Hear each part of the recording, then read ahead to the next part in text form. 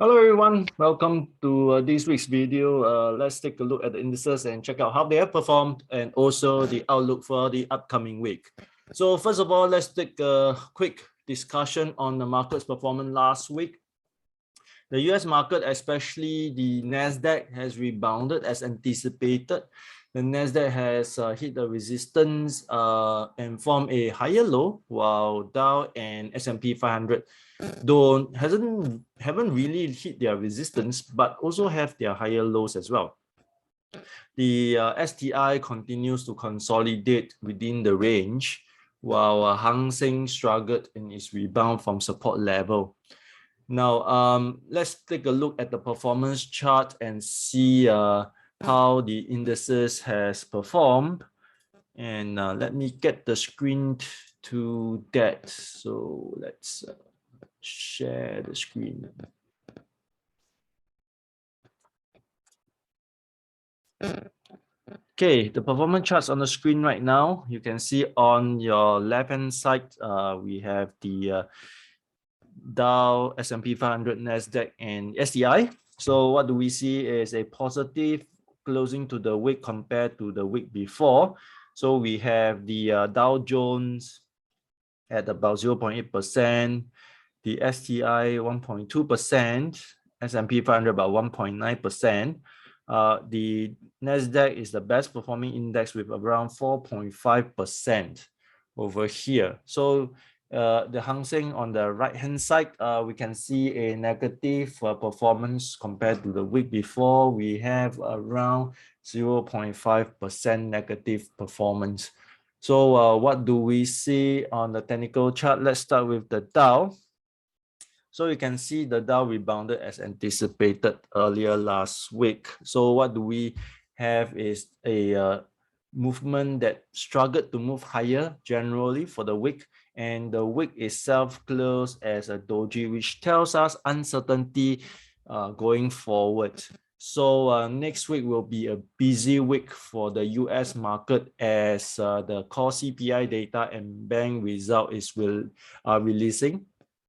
So my anticipation is that there is a good chance that the CPI number may be coming down next week, but the bank may be disappointing, thus keeping the index within its range to this resistance at 31895 or back to support at 30444.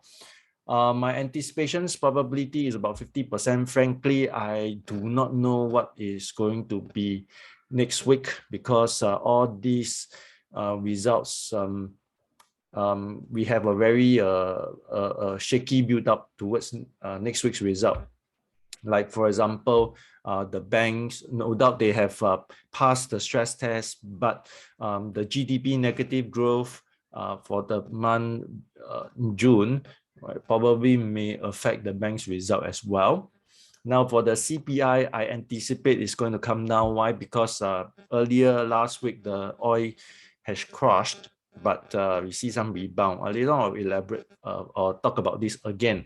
Let's move to S&P 500 first. What we see is the higher low, same as the Dow. We have a higher low, so this gives us some glimmer of hope.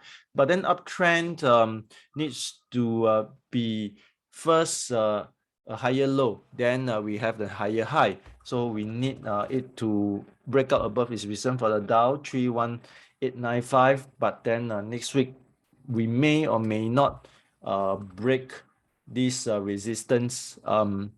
S&P 500 also the same 3945 resistance. We may or may not break out from this resistance, so it's kind of like a 50-50 week ahead.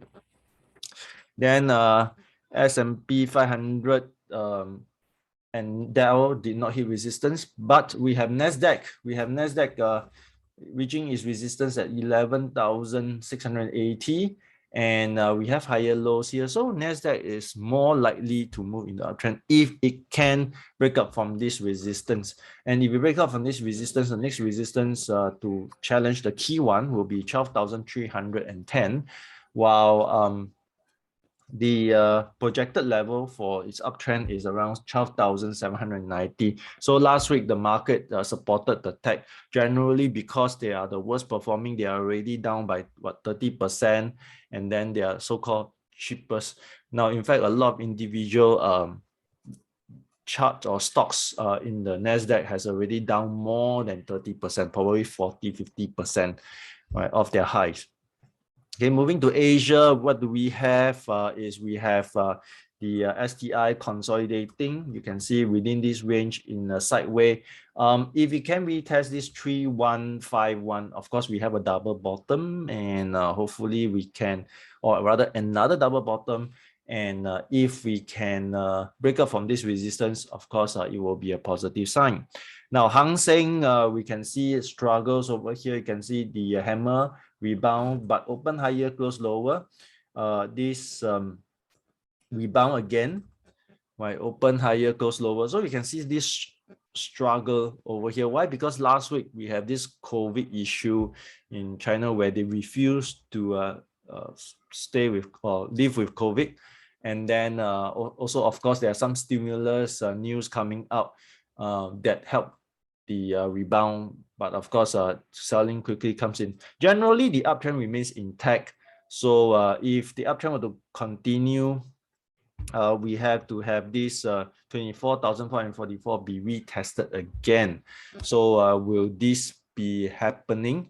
Now, overall, there are some signs that we can be looking at for next week's rebound or movement. So first, in fact, the signs are quite mixed, I must say. I would like to share this with you right now. So what do we look at next week is that first, the bond yield.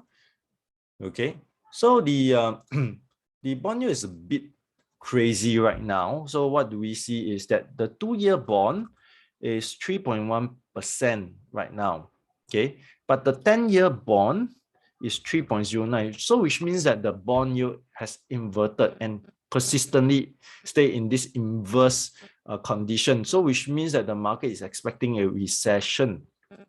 And of course, if you can see the yield has crept up. Last week, we talked about 2.8% where bond yield has gone down, but now it has gone back up above 3%, which means that the market is anticipating that the Fed announcement or the Fed meeting FOMC, which is on the 20 plus July week, would increase rates higher.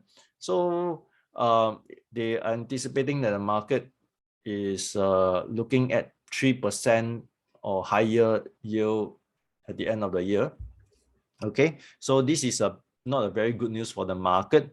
Then we have the good news, which is the gasoline price. So if you remember last week, it was 4.8 something, now it's 4.69. So it has been gradually going down on the downtrend. So if we can continue trend lower, is a good help to the CPI data. And then the rebounding oil price, well, for a moment last week, I was so happy where the oil crashed below 100, but now it's back above 100. Personally, I hope that the oil goes on a downtrend towards 80, so to help the inflation. And of course, the unknown bank results. So it's very hard to anticipate what the result will be. Thus, the market is very hard to anticipate for now. So wrapping up, we are looking at the market having a busy week ahead. So so we are looking at the US CPI data, the corporate results. Of course, PPI data comes as well, and then we have the jobless data. Last week data was quite okay, where China CPI was well under control. The non-farm payroll was good, but market see this as a sign for or a chance for the FOMC to increase rate further. But then I think the CPI data is the key for the outcome, because if they shows that it's coming down, maybe the Fed may surprise us with a 0.5% basis point. Okay, so next week, prepare for the wild ride. If the market were to swing up and down, is quite normal. But if the market continue uptrend, well, good for us. So we hope that the market can continue to stay positive.